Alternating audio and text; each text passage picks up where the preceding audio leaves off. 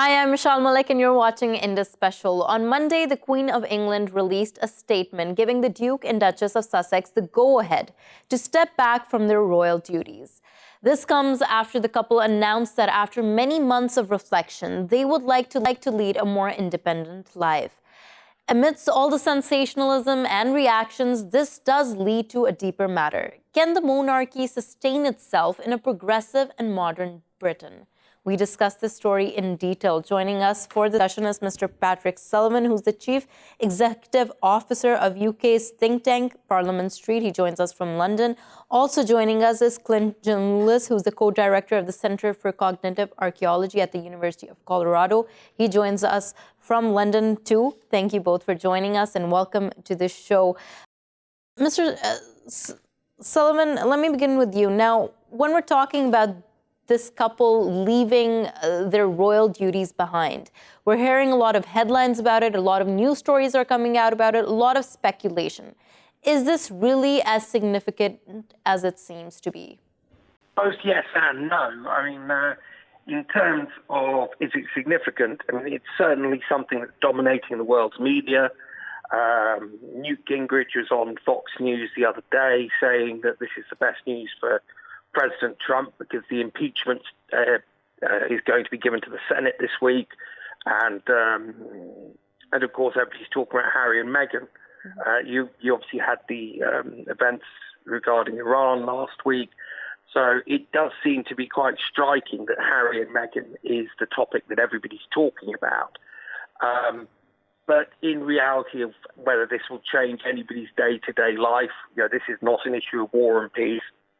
And it won't have much of an impact on what people are doing. What it is doing, however, is it is allowing people just a little bit of a soap opera to talk about over the water cooler at work that just isn't too serious.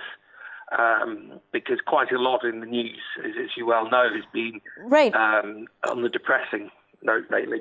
Right. Patrick, now, you're saying that it's not going to impact people's day-to-day life, and you're saying that it almost provides a respite from all the seriousness, all the grave issues we've been hearing about. But is this going to significantly impact the monarchy? It already has to an impact. There's a Labour MP called Clive Lewis who briefly put his name forward to run for the Labour Party leadership in the UK, didn't get enough support to make the ballot. But he did suggest having a referendum on the monarchy. This is something that's happened in Australia before. Australia voted to keep it. But as with the story of Pandora's box, once an idea has got out into the public domain, it's very difficult to contain it again. And I think there are people, especially because of all the other stuff that went on last year with Prince Andrew, that are sort of questioning whether the monarchy is fit for purpose in modern Britain. Right. And that's a question I'm going to take to Klint. Now, Klint, I'd just like to read out a statement that was released by Harry and Meghan, and they posted this on their Instagram. It's stated, after many months of reflection and internal discussions, we have chosen to make a transition this year in starting to carve out a progressive new role within this institution. What do you think this means, this progressive new role they're talking about? I think what it means is a new relationship with the media in particular. And I mean, if you look at how much symbolic power the monarchy still has, we're having this discussion now. We're gnashing our teeth globally over a 35-year-old man and his wife moving out of their grandmother's house. And the normal relationship with the media was through the sort of royal Rodex, I think they called it, where it was sort of a formal issuing of statements. And Prince Harry and Meghan have said basically they're going to start going more towards grassroots media outlets. So I think this is an interesting step because it shows that they're aware that the generational view of the monarchy is changing, and they're sort of changing with that generational shift as well. Right, that's a very interesting point, and I'm going to pick up on that word again, progressive. Is there a recognition of the fact that the monarchy is outdated to some extent, especially in the British society that's constantly changing? I would say, particularly for the younger generation, yes. And you can also sort of understand why the older generation or generations view the monarchy slightly differently. This is coming out of World War II. The United Kingdom, England, was a source of stability as they stood alone against one of the most existential threats the world's ever seen. And there's sort of memories that go back to that hold with the older generation. But the younger generation didn't go through World War II or the austerity afterwards. And so for them, it just seems this relic of an older time period where this small elite group of people are being given tax dollars and untold levels of privilege that they haven't earned. You've got a massive shift in those two generations and how they perceive the monarchy. And I think Harry and Meghan are right on sort of the leading edge of changing with the generational views. Right. Patrick, now, as Klint put it, that there is a symbolic value attached to the monarchy, especially for generations that saw a world coming out after World War II, what it meant for this to happen. Now, we do know that Britain is going through political turmoil at this point in time. There is a lot of upheaval. Does the monarchy still hold the same significance, symbolic significance, as it did a couple of decades ago? Well, the monarchy at the moment is the last vestige of the old hereditary system. When Tony Blair got elected Prime Minister in 1997, one of the first things that he did was get rid of the hereditary peers in the House of Lords. So there's been a gradual dismantling of the idea of divine right of kings or one person handing over a title to their children, which would then give them a role in the government of Britain. I mean, the thing is that the Queen, the monarch, is still the head of state in Britain, but she is the only part of the British Constitution which sort of has any relic of that old feudal hereditary system. Klint, now talk about this. How important is this institution for the national identity, especially for Britain, or monarchs anywhere in the world? When we talk about their importance, and we often go to their symbolic importance, how important is it for the national identity?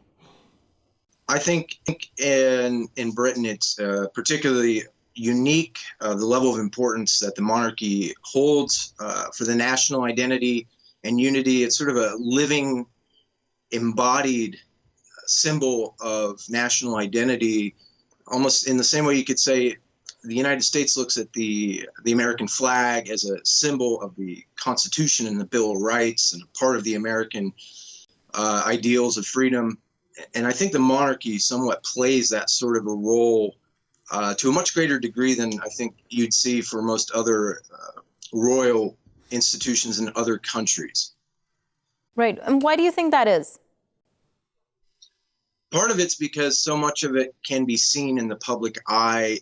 So much of it is a part of what you might experience as a tourist or even as somebody traveling to London, where you can see the Royal Guard and all the things relating to that. So there's a number of symbolic institutions and icons that go along with this whole sort of complex symbol of identity that is the British monarchy. Right. Patrick, now, as we're about this sense of identity and what it means to be British, there is, of course, a cost that is incurred by having a monarchy, and the costs seem to be increasing. Now, there was a 41% increase in 2018 to 2019, seen from the previous year when we talk about how much the monarchy cost the public. What are the on-ground sentiments about that? Taxpayers' money going and continuously sustaining this institution? Well, I think this is partially why Harry and Meghan want to become independent, because when the taxpayer pays for the royal family, it is expected that the royal family stays out of politics, or at least party politics, or having opinions. Now, we know that Meghan Markle has some very progressive opinions on things such as climate change and gender equality, and she wants to be more of a campaigning force. She's been interested in these issues since she was very young, and we know that Harry has his own sort of political issues and political beliefs as well. But so long as they are dependent upon the British taxpayer, they are almost not allowed to have the same independence of views as any other British citizen. So I think part of their desire to be independent is their desire to have the same degree of independence of thought and independence of speech that the rest of us have. Right. With that independence, of course, you mentioned that that's actually one of the reasons, but also what it seems to be is Meghan having a very hard time adjusting in the monarchy. And that goes back to the identity question. What it means to be British, what it means to belong to the monarchy. It's been reported that she has faced racist headlines in the tabloids, many different things attacking her, comparing her to Kate, many different things happening. Klint, on that point specifically, do you feel like the British public at large, especially those coming from the younger generations, are accepting a new form of what it means to be British? Yes, I would suggest that the younger generation is very much sort of moving into a new identity of what it really means to be British. And Harry and Meghan are sort of recognizing that. And I think they're trying to distance themselves from the sort of older identity so they can engage more. And it's also pretty clever in a way, because no matter what, the monarchy is still going to have the attention of the world. So now they've put themselves in a position where they don't have to follow the traditional rules, but we're all still going to be paying attention to them. And so they've got a lot more freedom to put out political ideas and opinions that most of the rest of the royal family won't have. Right. Prick, that same question there. Now, Klint seems to say that there is a changing conception of what it means to belong to the British society. The younger generation is more progressive in that. But what we've been seeing and witnessing in the news is a rise in xenophobic attacks, rise in Islamophobic attacks. Do you agree with that view, that the concept of what an ideal British citizen is like, what their ethnicity should be, is changing? With the ethnicity thing, does have a particular impact. I'm sort of Irish-British ethnicity. So if you go back far enough, the royals and the descendants, sort of their ancestors, weren't exactly two times my ancestors, to put it bluntly, and a number of Irish people. The idea that the monarchy comes from this idea, this concept of divine right of kings, the idea that it would have to be this sort of cookie-cutter Anglo-Saxon idea of who should rule is very outdated.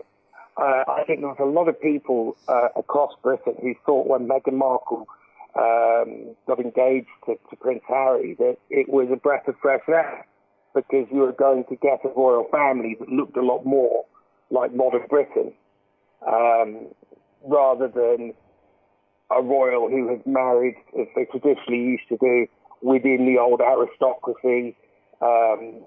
This is a sort of progressive, more forward-thinking royal family, really. Klint, last question to you. Now, Queen Elizabeth II has been the longest reigning monarch of Britain, and there is a lot of speculation that with her, there will be an end to the monarchy. And with this move that we're seeing from this young couple, trying to change the pattern here, trying to be more progressive, do you feel like that could be a reality, that she might be the last monarch? I don't think she will be the last monarch. I just think the role of the monarchy within the public eye and the public life will change.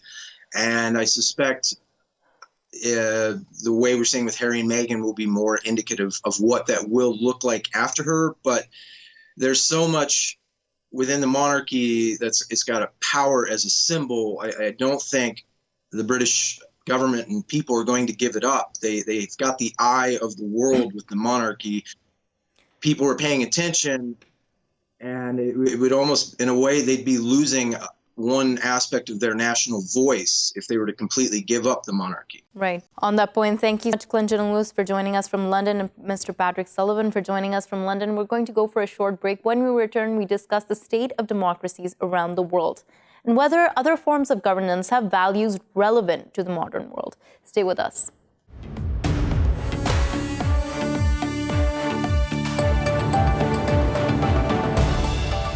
Welcome back to the show. With political unrest and discontent around the world, are democracies delivering? And more importantly, are democracies working for everyone? And can citizens look towards other forms of governance for greater stability? That's our discussion today. Joining us is Mr. Saeed Khan, who's a senior lecturer in Near East and Asian Studies and Global Studies at Wayne State University in Detroit. He joins us from Detroit. Also joining us is Professor Aristotle Kallis, who's the Professor of Modern and Contemporary History at Keele University. He joins us from Edinburgh. Thank you both for joining us, and welcome to the show. Mr. Khan, let me begin with you. Now, what we do want to talk about is democracies and whether they're delivering across the world. But let's not take the definition of democracy for granted. It does seem that it varies across the world. Is there a consensus on what it actually means to be democratic?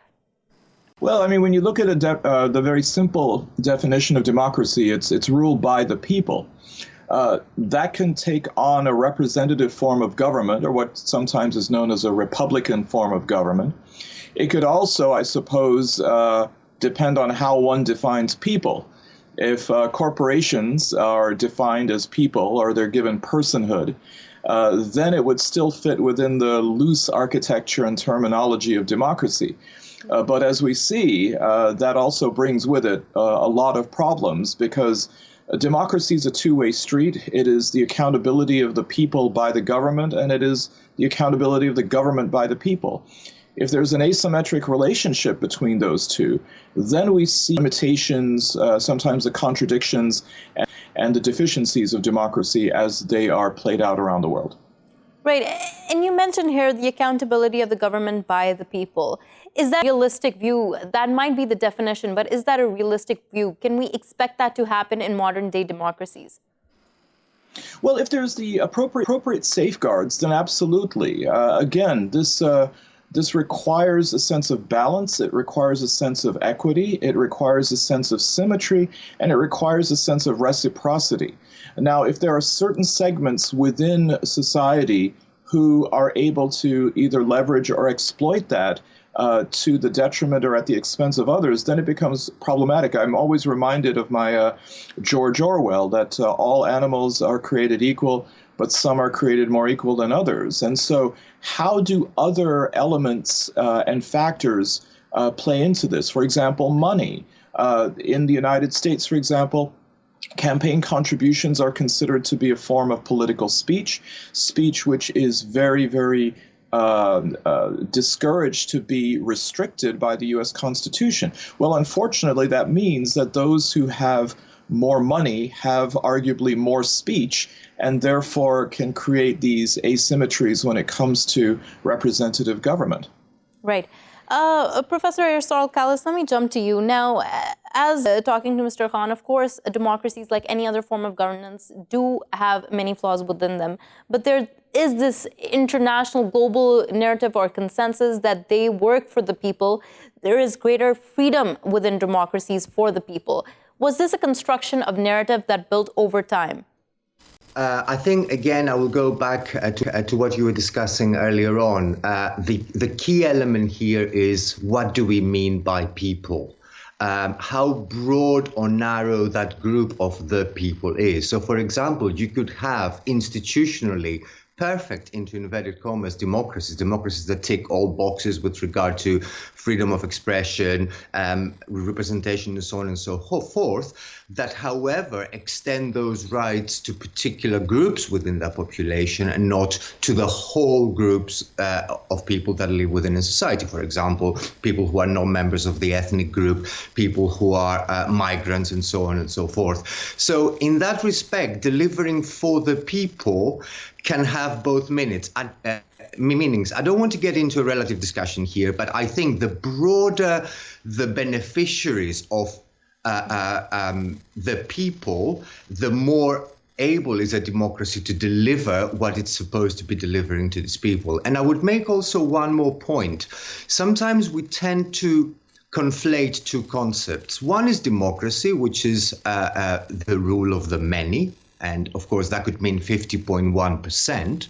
And the other one is liberalism, which is a particular group of ideas about what democracy should do, how minorities should treat it, how respectful majorities should be with regard to the minorities. Now, historically, these two have never been the same, exactly the same, but they have converged quite a bit. But we have to be very careful here because quite recently we hear quite a lot of voices. For example, I can mention Hungary, and the Prime Minister Viktor Orban, for example, there, who has made a point about any liberal democracy, which is a democratic system, rule of the many, but not necessarily subscribing to the ideas of liberalism, of ultimate freedom, of respect for minorities, and so on and so forth.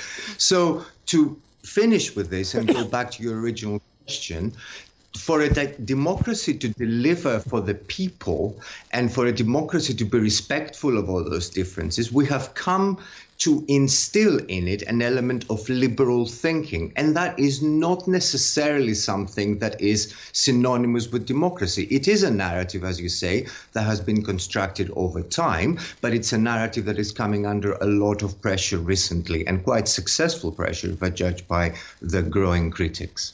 Right. A lot of pressure that it is coming under recently. On that point, Mr. Khan, now international watchdog Freedom House stated that political rights and civil liberties worldwide have declined for a 13th consecutive year. Now, we are seeing political discontent all over the world, even in many, many democratic states. What do you think is causing this upheaval? Well, I would argue that perhaps what is leading to the kinds of unrest are, quite simply, government's failures to go ahead and address basic needs that the populace itself is suing for. But a lot of that also has to do with a sense of stability, which in this era of globalization and such rapid change on political, cultural, economic, and even ideological manners, it seems as though people are looking for some kind of stability. Now, as a result of it, it seems as though they'll be willing to mortgage democracy in the pursuit of greater stability. And as that happens, then we find two things. One is it seems as though the need or the primacy of democracy declines.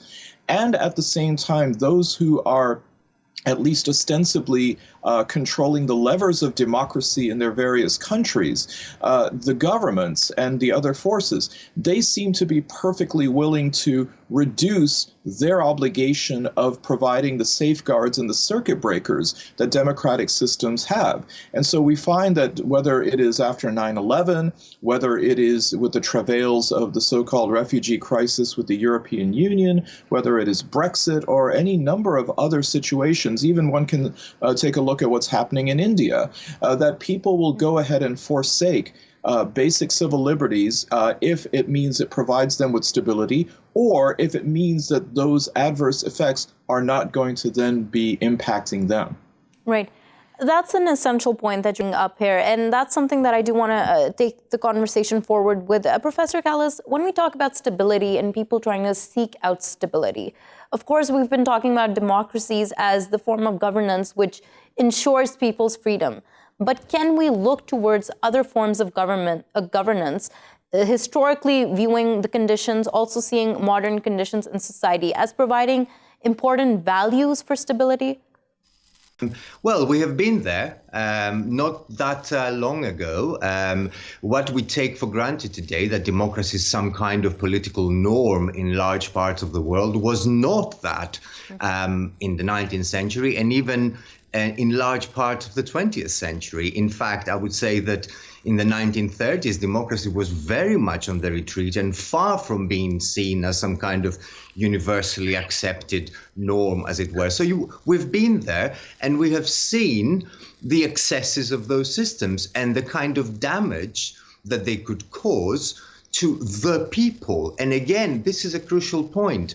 If you take even extreme authoritarian and totalitarian systems, if you narrow the people to a very small group, you can say that these systems could be delivering for them. They could be delivering for their interests. They could be delivering in terms of the stability and everything. But what is the cost of that kind of political system?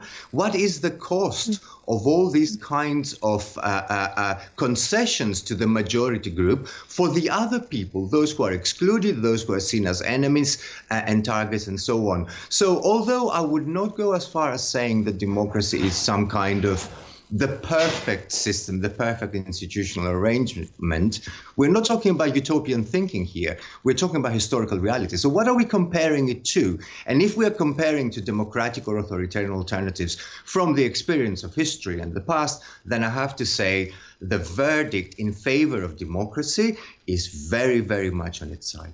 Yeah, but when we're seeing modern day conditions, and something that Mr. Khan also mentioned here, the state of India, we're seeing minority groups being persecuted. We're seeing massive upheaval. We're seeing countries that claim to be very progressive, such as Canada, for instance, implementing the hijab ban within Quebec. We're seeing these democracies take these certain steps. So what is the yardstick we're measuring with when we talk about it working for everyone or groups being protected? Well, there are two issues. Number one, of course, in every democracy, like in every political system, there is a judgment to be made. Sometimes you have conflicted interests and conflicting needs in society, and you make a difference. So Professor Khan was making the point about security, for example, that sometimes the emphasis on security trumps a number of other individual liberties and so on and so forth. But we are arguing more or less for the case of an understanding of democracy along more or less liberal values. And by liberal values, I don't mean economically liberal values, I mean politically and socially liberal values. And in that respect, for a democracy to deliver for all, it needs to hold sacrosanct, absolutely central, not only the idea that minorities need to be protected, but that the idea that the good that is promoted by the democratic system should provide good conditions for the largest possible group of people, whether we want to call this community or whether we want to call it empathy for the others. This is the absolute key. So I think the test is not institutional perfection, is not the number of political parties, is not the quality of the elections and so on and so forth, is what happens, how democracies treat those groups of people that are not considered central or are deemed to be diverging from the norm in that respect. And this is the key. Even when it comes to your example that you mentioned, whether it's the European Union countries or Canada and so on and so forth. This is the absolute test, not democratic institutions, but actually treatment of those minorities and weaker groups in society. Right. Mr. Khan, now this brings a question to my mind. Now, after the Cold War, of course, and during the Cold War, there was this preaching by the United States that the democratic values that they're trying to espouse all over the world will bring the world closer to a more fair, more equal society. But we did see while that was happening, there were propping up of military dictators in various countries. Latin America was made its backyard. Do you think the world is reckoning with the idea of American democracy and it might not be the best form? I don't know if it's so much a matter of American democracy per se. Very few countries around the world would claim to have a Jeffersonian form of democracy. In fact, if anything, there's far more constitutional monarchies around the world. There's far more parliamentary systems around the world than there are the American model. But the fact that you mentioned the Cold War, I think, is very important because two things were happening in that era. One was that many countries were getting plunged into this binary of either being with the United States or being presumed to be part of the Soviet bloc. And the other was the emergence of many new countries as a result of decolonization.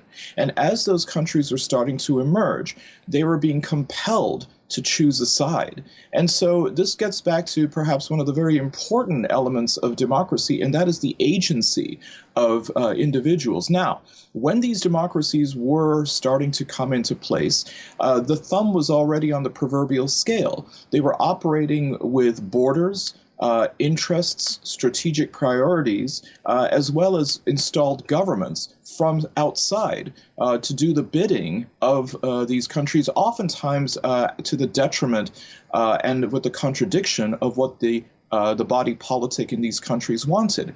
Now, when it comes to the democracy that was being espoused by the United States, we have examples where they would actively scupper democracies. 1953, for example, with the coup in Iran that led to the ouster of Mohammad Mossadegh, 1954 when it came to Arbenz in Guatemala, Salvador Allende in 1973 in Chile, and in the case of Allende and of Arbenz in Chile and Guatemala, respectively, the installment of military dictators. So this is the hypocrisy that we find when it comes to the narrative of those who want to promote democracy, while at the same time crave the stability that totalitarian and authoritarian regimes have for their own national security and corporate interests. Right. Professor Kallis, do you feel like the democracy that Mr. Saeed Khan is talking about continues today rampantly? Absolutely. And again, it goes back to that kind of relative judgment. What is more important? Is it upholding particular universal, as Democrats would say, values, or is it promoting an ideal of security, or even the very narrow national interest when it comes to the powerful states in the world? And I think this hypocrisy is in many ways even more prominent today. I mean, in comparison to the period of the Cold War that we were discussing earlier on, there weren't as many pretenses. There weren't as many appearances, as it were, being held. I mean, you know, in the context of the Cold War, communism for the West was the absolute evil. So anything went. So installing a dictatorship after a military coup, okay, it wasn't ideal. It couldn't be sold as an ideal, but it was seen as almost like a sine qua non in order to stop the so-called infiltration of communism. Today, of course, all these subtleties are much more profound, and we cannot do exactly the same thing. But I think the hypocrisy is still there. We saw that, for example, with regard to the so-called Arab Spring. A few years ago, Egypt is the best example in that respect. So it's better to have stability and geopolitical security rather than to promote ideals of freedom and so on. So I don't think very much has changed, and I don't think generally these changes are particularly important. I think what has changed is the way in which we communicate this kind of dualism between, on the one hand, and for our own people, suggesting that democracy is the best and everything else is dangerous, and on the other hand, saying those others in other parts of the world will be better served, which means we will be better served by non-democratic, authoritarian, totalitarian, repressive, violent, intolerant, and so on political regimes. Right. That's an interesting point that you make there, Professor Kallis. Mr. Saeed Khan, just trying to change the track of our conversation a little, but still discussing how history has impacted states and their development, their progress towards democracy. What historical factors, now you earlier on mentioned decolonization, how did that specifically, colonization, impact countries that are democracies today? Well, we have to take a look, Meshal, that when democratization begins in the West, first of all, it was not a very smooth transition. We forget the brutality of the French Revolution, for example, with the ensuing reign of terror. And while the revolution happened in 1789, by 1848, there was almost a second revolution that happened. So we seem to have a very rose-colored lens through which we see this process of democratization. There is something heraldic about people taking to the streets and winning their freedom, like in the movie Braveheart. When it came to democracy in the rest of the world, we have to remember that the violence was twofold. One was the process of the locals suing for freedom from their colonial oppressors. And then second of all was for them to then try to figure out democracy on their own terms. And that entire process was retarded for a couple of reasons. One is that the colonial forces never really left.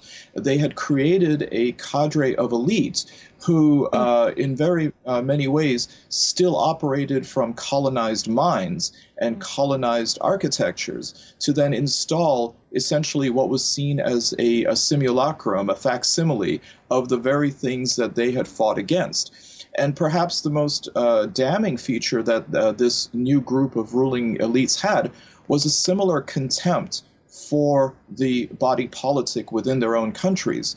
So this then creates a very inorganic development of democracies in these countries, even if these were domestic or internal processes that were allowed to play themselves out on their own. People always try to reach an equilibrium. People always try to move toward a state, some kind of order and functionality. But they never had that opportunity. Mr. Khan, sorry to interrupt you there, but I want to get to Professor Aristotle Kallis and also another guest. Thank you so much for joining us. And I want to pick up on that point, Professor Kallis, that Mr. Saeed Khan talked about. This entire process of moving towards democracy is not one that is rosy. That also needs to be kept in mind when we talk about modern states in the modern world that are not democracies and the pressure that is put on them to move towards democratic values. The process, what does it entail? The crises that can come out of this entire process, the move towards democracy is not being easy. I think the point you're making is very, very important. This sort of transition to democracy can be a very complicated process and sometimes a very top-heavy, heavy-handed process whereby particular requirements are imposed on countries to do changes very, very quickly, to do changes that sometimes go against the gut instinct, or if you like, the cultural forces within these countries. And again, we've been there. What we have been witnessing since 1945 and since 1989, even more so, this kind of so-called wave towards democratization, large parts of the world experienced in 1919, 1920. And a lot of historians will say that what really turned people against democracies in the 1920s, and particularly the 1930s, was this kind of idea that, to quote an important German authoritarian thinker, Carl Schmitt, democracy felt like, he said, an English suit foisted on foreign bodies. So something that is kind of imposed in many ways. Sorry. Right. Professor Kallis, a very, very interesting point you make, and that statement there. But on that point, I'd also like to introduce Mr. Joseph Cheng, who's an analyst joining us from Hong Kong. Continuing from what Professor Kallis stated, that this forceful transition from democracy. Now, do you think the world is changing in that conception, especially with the rise of China that is challenging American power and what it means for democracy to exist all over the world? Well, China and Singapore proved to be exceptional in that they have been doing quite well without a genuinely democratic system. Singapore certainly has been doing consistently well. But in the case of China, there were disasters during the Cultural Revolution and the earlier Great Leap Forward period. You had a terrible dictatorship under Chairman Mao Zedong. But of course, because of the lessons learned from the Cultural Revolution and the Maoist dictatorship, China has improved. since the era of economic reforms and opening to the external world, Chinese leadership has been careful to emphasize on economic development, on maintaining a collective leadership, on arranging certain succession procedures which will help to provide stability, and the leadership also tries to be responsive to people's demands. But even now, you have the problem. You have the challenge of Xi Jinping trying to concentrate too much power in his own hands. Basically, democracy is the best option in the long term. Certainly, in some cases, a wise dictator, a philosopher king who is wise, fair, just, compassionate, may do well, may perform better than the democratic system. But it is difficult to maintain that kind of situation, and you may have all types of changes which may be undesirable. I just mentioned one more point.